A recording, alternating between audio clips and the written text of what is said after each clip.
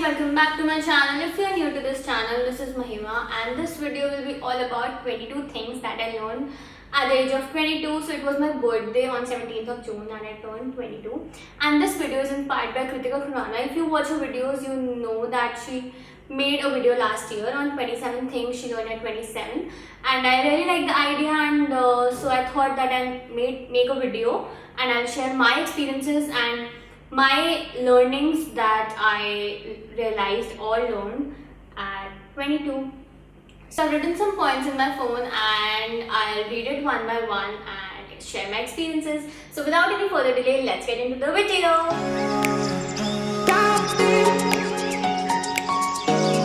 So the first point that I've written is that your parents always know what's better for you and they are mostly right. So according to me हमारे parents को सब कुछ पता होता है. हमें लगता है यार क्या रिस्ट्रिक्शंस लगा रहे हैं, क्यों हमें तंग कर रहे हैं, क्यों हमें इस फ्रेंड से बात नहीं करने दे रहे या हमें ये क्यों रोक रहे हैं, टोक रहे हैं. लेकिन आफ्टर 20s और in your 20s you realise that your parents were right and उनको हमेशा पता होता है कि हमारे लिए क्या बेटर है. पर मतलब मोस्टली बच्चों को, मुझे भी और ऑलमोस्ट सबको ये चीज़ आफ्टर 20s ही रियलाइज़ होती है. बट अगर पहले रियलाइज हो जाए तो बहुत अच्छी बात है, क्योंकि बाद में हमें लगता है यार हमने अपने पेरेंट्स की बात क्यों नहीं सुनी. तो this was my first learning and let's go on to the second point which is you realise the real meaning of friends after your 20s. हमें 20s से पहले लगता है यार ये भी हमारा फ्रेंड है, वो भी हमारा फ्रेंड है, चलो इससे भी बात हो जाती है, ये भी फ्रेंड ही है.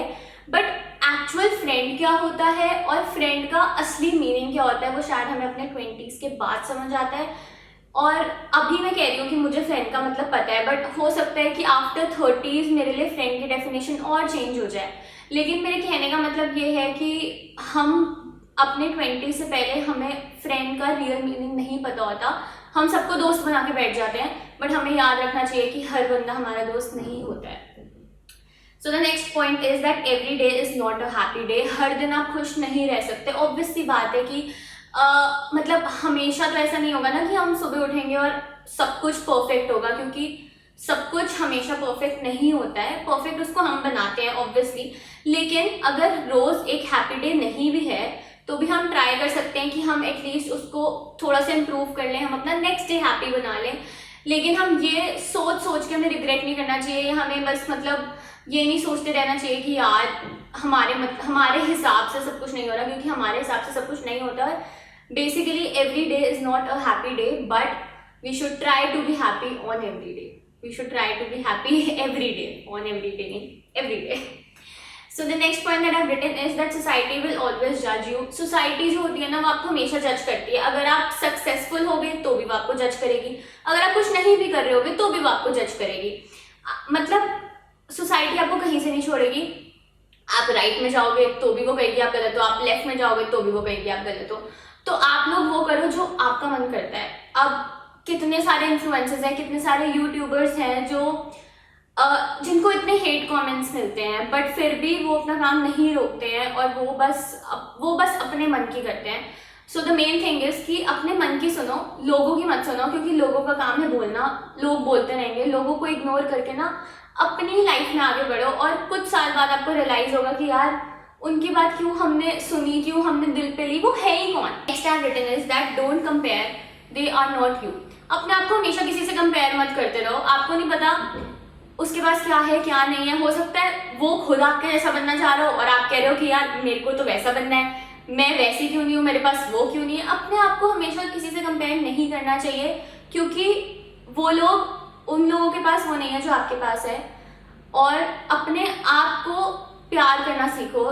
Self love is the best thing. और कंपैरिजन हमेशा, मतलब कंपैरिजन कभी भी सही नहीं होता है. आप लोगों को कंपेयर करते हो लेकिन आपको किसी की बैक स्टोरी नहीं पता होती है. अब आप अगर किसी को, फॉर एग्जांपल आप अभी 23 के हो, आप अपने आप को किसी से कंपेयर कर रहे हो जो 30 का है या 40 का है या किसी भी एज का है, तो ऑब्वियसली यार विद एज चीज़ें चेंज हो जाती हैं. सो हम इररेलेवेंटली किसी को भी किसी के साथ कंपेयर करते रहते हैं, विच is not a good thing. हमें ना अपने आप को किसी और के साथ कंपेयर करना चाहिए, ना हमें किसी और को किसी और के साथ कंपेयर करना चाहिए.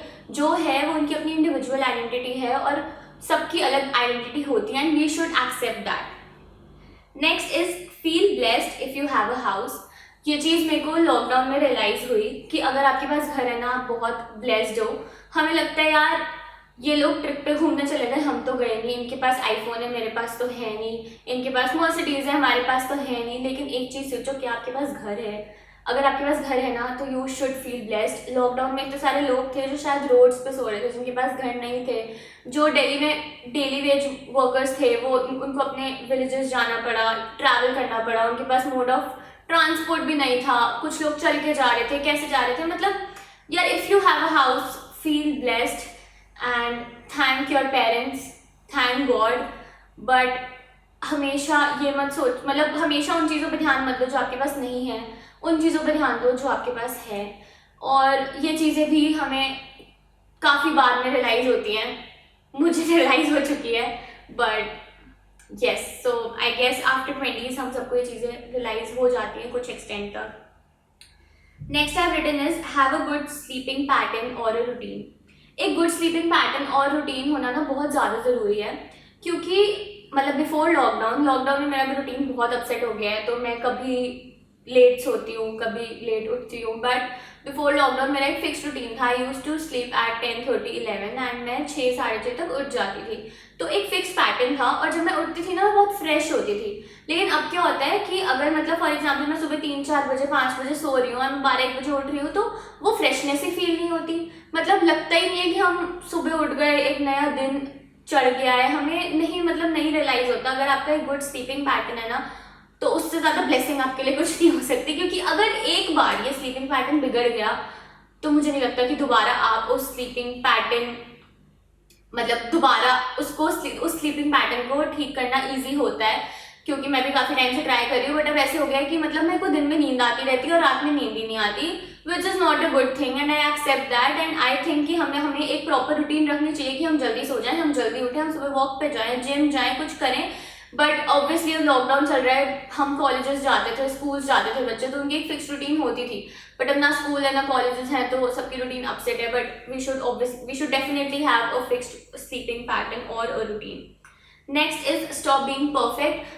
परफेक्ट वर्ड जो है ना, वो भगवान ने नहीं बनाया, परफेक्ट वर्ड हमने ही बनाया। और परफेक्ट क्या होता है वो भी हम ही जानते हैं।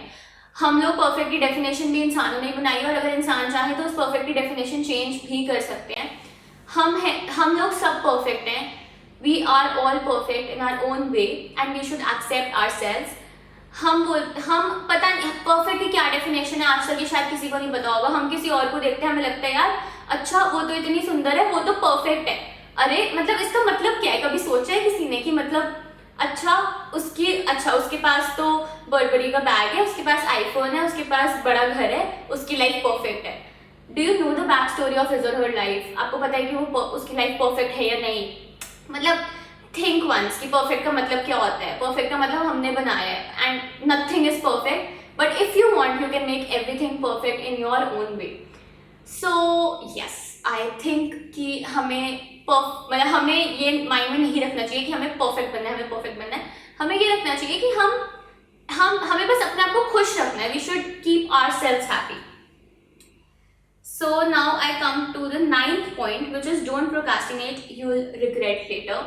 ये चीज़ मैंने कॉलेज में आके बहुत सीखी है। मैं प्रोक्रास्टिनेट नहीं करती हूँ, काफ़ी एक्सटेंट तक नहीं करती हूँ। मेरे पास अगर कोई काम है तो मैं सोचती हूँ कि मैं उसी टाइम कर लूँ। बट मैंने ये चीज़ इसलिए रियलाइज़ करी क्योंकि मेरे कॉलेज में इतने फ्रेंड्स बने एंड काफ़ी हमें ग्रुप प्रोजेक्ट्स करने पड़ते थे। तो कई बार मेरे ग्रुप मेंबर्स जो थे वो बहुत ज़्यादा प्रोक्रास्टिनेट करते थे, और मैं इरिटेट होती थी कि यार क्यों डिले कर रहे हो। और फिर एंड मोमेंट पे आते आते वो बस दूरी से एक दिन पहले काम कर रहे होते थे, और फिर उनका हो जाता था यार अब तो काम हुआ नहीं, और रिग्रेट होता है। तो अगर आपके पास कोई काम है ना, आप उसी टाइम खत्म करो। मतलब कितना डिले करोगे तो कभी ना कभी तो पछताओगे ना। ऐसा नहीं होता कि आपने कभी कोई काम डिले करा और आपने बाद में ना पछताया हो। अब मतलब मैं गारंटी के साथ कह सकती हूँ कि हर बंदे ने कभी ना कभी अगर कोई काम डिले करा है तो वो बाद में पछताया ही होगा। तो हमें प्रोक्रास्टिनेशन को धक्का मार देना चाहिए और सारे काम टाइम से कर लेने चाहिए। 10th पॉइंट है take that first step and डरो मत। हमें ना वो फर्स्ट स्टेप ले लेना चाहिए, मुझे ऐसा लगता है। क्योंकि I will take an example of the influencers और द यूट्यूबर्स, अगर उन्होंने अपनी फर्स्ट यूट्यूब वीडियो कभी नहीं बनाई होती, अगर उन्होंने अपनी एक फर्स्ट इंस्टाग्राम पोस्ट कभी नहीं डाली होती, तो क्या वो आज होते जो वो आज हैं? After the struggle of 6-7 years they have that silver play button, gold diamond play button और प्लैटिनम प्ले बटन। शायद वो फर्स्ट स्टेप ले लेना चाहिए, क्योंकि हमें उस टाइम रियलाइज नहीं होगा कि हम क्या कर रहे हैं, but after 5-6 years will realise कि थैंक गॉड हमने वो फर्स्ट स्टेप लिया। अगर किसी को अपना स्टार्टअप स्टार्ट करना है, किसी को कुछ भी स्टार्ट करना है, किसी को योगा स्टार्ट करनी है फॉर एग्जाम्पल, तो मैं इस पॉइंट को दूसरे पॉइंट से भी रिलेट करूंगी जो मेरा पहले वाला पॉइंट था कि आप प्रोक्रास्टिनेट मत करो, वो एक स्टेप ले लो और डरो भी मत, कॉन्सिक्वेंसेस का भी दिमाग से निकाल दो, रिजल्ट भी मत सोचो, बस सोचो कि हम करते हैं, हम करके देखते हैं, हो गया तो well and good, will be happy, नहीं हुआ तो कोई बात नहीं यार, और कितनी सारी चीज़ें हैं लाइफ में, और लाइफ तो बहुत बड़ी है अभी, मतलब सब कहते हैं लाइफ तो बहुत छोटी है, बट आई से लाइफ बहुत बड़ी है। अगर आप एक सेकंड का, एक मिनट का यूज़ करो ना, तो आप लाइफ में बहुत कुछ कर सकते हो। बस वो एक स्टेप लेना बहुत ज़रूरी है, वो एक स्टेप अगर आपने नहीं लिया तो आपको शायद बाद में रिग्रेट हो सकता है। वो एक स्टेप लेने से मत डरो, सोसाइटी के बारे में मत सोचो, कॉन्सिक्वेंसेस के बारे में मत सोचो, रिजल्ट्स के बारे में मत सोचो। Next point is you can be single and happy, you don't need someone, you need yourself. इस एज में ना, आई एम 22 और मेरे काफ़ी सारे फ्रेंड्स हैं मेरे आसपास जो डेट कर रहे हैं, जो कमिटेड हैं, बट अब अगर मैं यही सोचती रहूँगी कि यार वो डेट कर रहे हैं, मेरे पास तो कोई है नहीं, मतलब मेरे को भी बॉयफ्रेंड चाहिए, या मैं भी चलो शादी कर लेती हूँ, बट पता है हर चीज़ का सोल्यूशन शादी या डेट करना नहीं होता है। और ये चीज़ आप बहुत बाद में रियलाइज़ करते हो। स्कूल में तो हमें लगता है यार, मतलब स्कूल में ना एक इन्फैक्चुएशन भी होती है कि यार मतलब चलो उस बंदे ने थोड़ा सा भी भाव दे दिया तो चलो भाई मतलब वाओ हम डेट कर लेते हैं ये वो, बट नहीं, मतलब school time is very different. और आपको आगे जा के रियलाइज, मतलब बड़े होते होते रियलाइज होते हैं कि मतलब एक अगर आप सिंगल भी हो ना तो यू कैन बी हैप्पी, ऐसा नहीं है। और अगर आप सिंगल हो ना, आपके पास बहुत सारी एडवांटेजेस हैं, आपके पास अपने लिए टाइम है, आपको कोई टेंशन नहीं लेनी कि यार हमें सुबह उठ के गुड मॉर्निंग मैसेज करना है, रात को सोने से पहले गुड नाइट मैसेज करना है। ऑब्वियसली यार एक एज पे सबको एक पार्टनर चाहिए होता है, मैं ऑब्वियसली ये मना नहीं कर रही और मैं इस चीज़ के अगेंस्ट नहीं हूँ, बट मैं सिर्फ उन लोगों के लिए बोल रही हूँ जो अभी सिंगल हैं, क्योंकि मैंने बहुत सारे अपने फ्रेंड्स ऐसे भी देखे हैं जो सिंगल हैं और वो सोचते हैं यार सबके पास बंदा है हमारे पास बंदा नहीं है, या सबके पास बंदी है हमारे पास बंदी नहीं है। नहीं है तो क्या हुआ यार, तुम्हारे पास तुम लोग तो हो। अब मतलब जितना टाइम तुम अपने साथ स्पेंड कर सकते हो अपने आप को समझने के लिए, अपने आप को प्यार करने के लिए, वो वाला टाइम तुम किसी और के साथ होते, अगर तुम कमिटेड होते तो जो तुम्हारे पास एक एक्स्ट्रा टाइम है जो उन लोगों के पास नहीं है जो कमिटेड हैं, उसका यूज़ करो और क्रिब मत करो कि हम सिंगल हैं, खुश रहो कि तुम सिंगल हो, इट्स ओके। और मतलब ऐसे भी वो होते हैं ना यार, बंदा पटवा दे यार, बंदी पटवा दे, बस हो गया यार, अब तो मुझे बंदा चाहिए ही चाहिए, अब तो मतलब लिमिट्स हो गई है, हर बंदा ही डेट कर रहा है, मैं क्या करूँ। ठीक है यार, जब सही टाइम आएगा ना तुम्हें भी मिलेगा, मुझे भी मिलेगा जब सही टाइम आएगा। बट हो सकता है अभी मान ले सही टाइम ना हो सकता है अभी मान ले अभी अगर हमें कोई मिल भी जाए तो मान ले सही बंदा ना हो, so it's okay if you are single. Next is Pinterest is the best app to get inspired।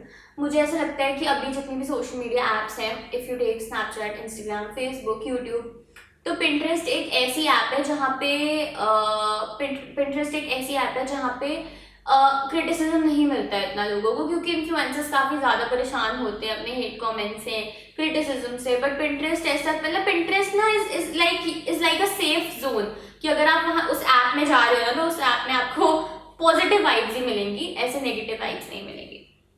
Next is you actually feel better after cleaning the mess in your room.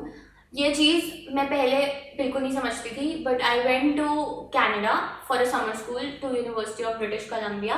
वहाँ पे मैं अकेली थी, ऑब्वियसली मम्मा मेरे साथ नहीं थी, कोई मेरा रूम नहीं साफ करता था, मेरे पास मेड नहीं थी, मेरे पास कोई ऐसे हाउस हेल्प सर्वेंट नहीं था, और मेरे को खुद सब साफ करना होता था। तो मेरी एक रूटीन बन गई थी कि मुझे सुबह क्लास से पहले जल्दी उठना है, मुझे अपना रूम क्लीन करना है, उसके बाद ही मैं क्लास के लिए जाऊँगी, और क्लास से आके भी मेरे को अपना रूम साफ रखना है।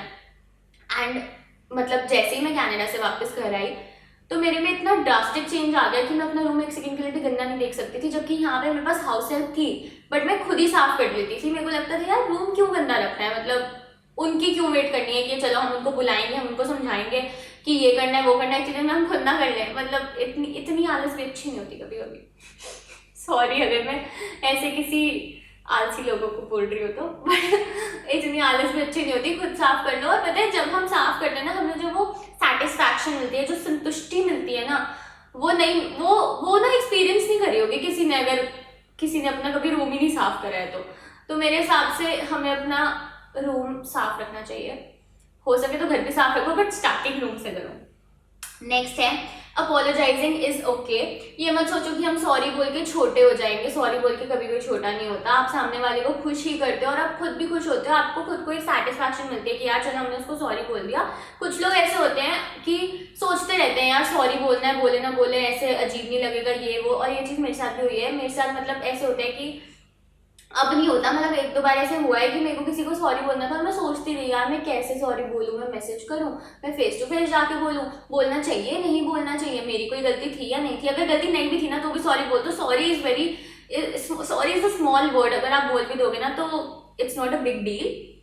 मतलब उनकी नज़रों में आप थोड़े बड़े ही हो जाओगे और शायद खुद की नज़रों में भी। Now we come to the 15th point which is make time for people and people will make time for you. ऐसा मत सोचो कि यार वो मतलब हम उसको टाइम नहीं देंगे, हम उसको भाव देंगे तो वो क्या सोचेगा, ये चीज़ें बच्चे सोचते थे। आप अगर अपने दोस्तों के लिए टाइम निकालोगे तो आपके दोस्त भी आपके लिए टाइम निकालेंगे। And let me tell you, friends से ऊपर कुछ नहीं होता लाइफ में। Obviously family and then friends. If you have a good lot of friends ना, अगर आपका 3-4 लोगों का भी ग्रुप है ना, लेकिन वो अच्छे फ्रेंड्स हैं तो वो आपके लाइफ टाइम फ्रेंड्स हैं और उनको कभी मत छोड़ना। एंड उनके लिए टाइम निकालो एंड वो आपके लिए टाइम निकालेंगे। हमेशा ये मत बोलो मैं बिजी हूँ, मैं बिजी हूँ, मैं बिजी हूँ।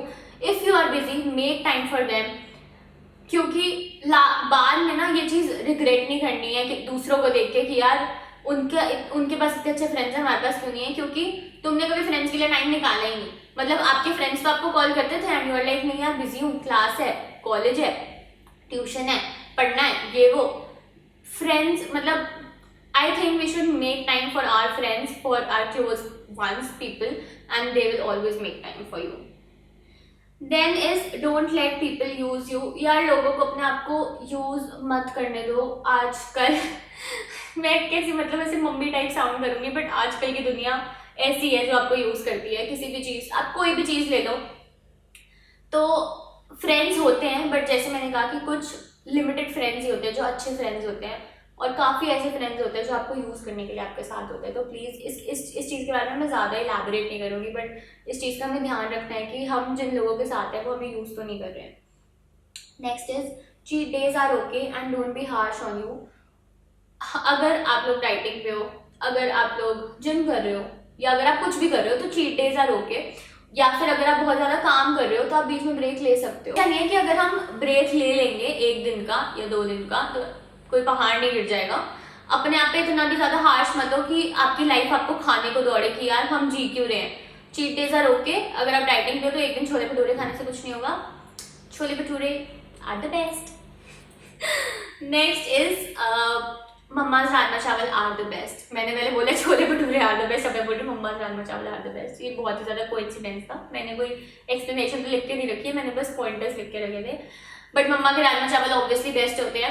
मैं जब छोटी थी ना और मेरे बर्थडेज होते थे तो मैं घर पे बर्थडे सेलिब्रेट करती थी। तो जब भी मेरे फ्रेंड्स आते थे बर्थडेज पे, मैं बहुत मेरा शुरू से एक बहुत बड़ा सर्कल रहा है। तो जब मैं छोटी होती थी तो मेरे घर पे ऐसे 30-35 फ्रेंड्स आए होते थे बर्थडे पे, और हम लोग घर पे गेम्स खेलते थे। मम्मा को हमेशा बोलती थी राजमा चावल बनाने के लिए। और उसके बाद हमने बाहर पार्टीज करना शुरू कर दिया। अब हम बड़े हो गए, हमें लगा हम बाहर पार्टीज करेंगे। लेकिन अब जैसे 2 साल से मेरा बर्थडे लॉकडाउन में आ रहा है, तो अब कल फिर से मतलब अभी I am recording this video on 18th of June, तो आई एम सेइंग कि कल अभी मेरा बर्थडे था एंड मेरे फ्रेंड्स आए हुए थे स्टे पे। तो मतलब 2-3 दिन मेरे फ्रेंड्स यहीं पे थे, 16th को ही आ गए थे। तो हमने काफ़ी इंजॉय करा। तो मैंने 16th रात को भी मम्मा को बोला था कि राजमा चावल बनाओ। तो मुझे ऐसा लगता है कि मम्मा के राजमा चावल से ऊपर ना कुछ नहीं होता है किसी के लिए भी मेरे हिसाब से। और mamma rajma chawal are the best and then chole bhature are the best. उसके बाद है don't get affected by what people say. लोगों की बातों से इतना इफेक्ट मत हो। This is something similar to what I said कि सोसाइटी विल ऑलवेज जज यू, बट हमें सोसाइटी के ऊपर ध्यान नहीं देना चाहिए। तो ऐसे ही जो भी लोग कहते हैं उसके ऊपर हमें ध्यान नहीं देना चाहिए, हमें बस अपने ऊपर ध्यान देना चाहिए। नेक्स्ट है सेव मनी फॉर फ्यूचर। ये चीज़ मुझे लॉकडाउन में रियलाइज़ हुई है। कितने लोगों के पास लॉकडाउन में खाने को पैसे नहीं थे, और मुझे ऐसा लगता है कि हमें फ्यूचर के लिए हमेशा पैसे सेव करके रखने चाहिए। And we should thank our parents जिन्होंने पैसे सेव करे थे, और इसलिए हम लोग लॉकडाउन सर्वाइव कर गए। बट एक बार सोच के देखो कि अगर हमारे पेरेंट्स ने सोचा होता है यार पैसे कमा के उड़ा देते हैं और कुछ नहीं सेव करते, तो हम लोग कैसे लॉकडाउन सर्वाइव करते। मतलब it would be next to impossible.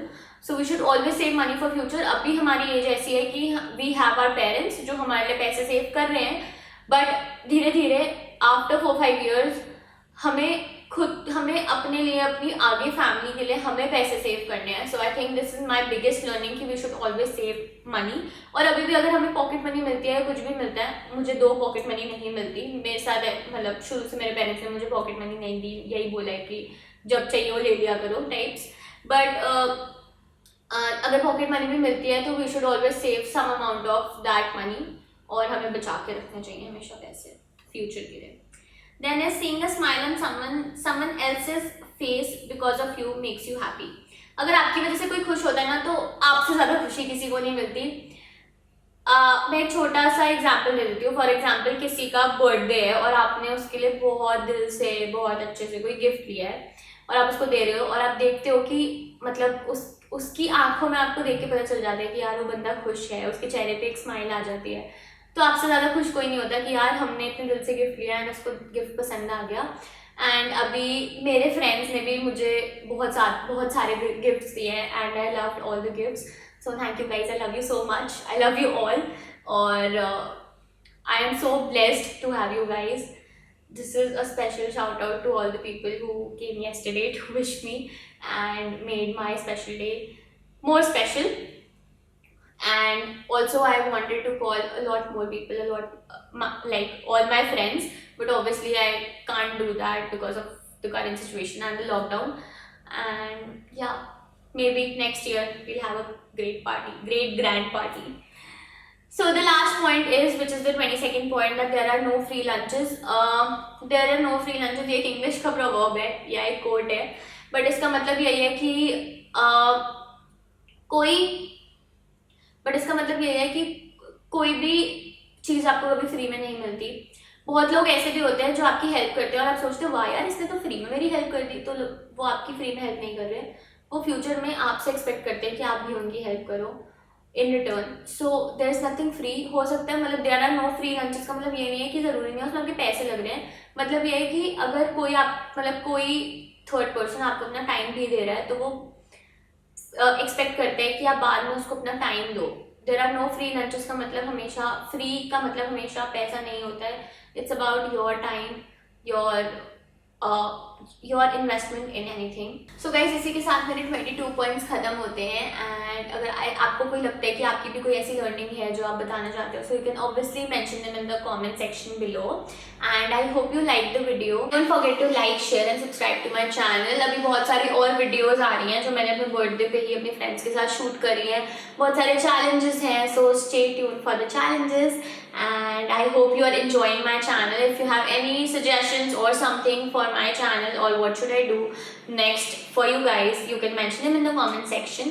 And stay tuned for more such videos. Bye bye guys.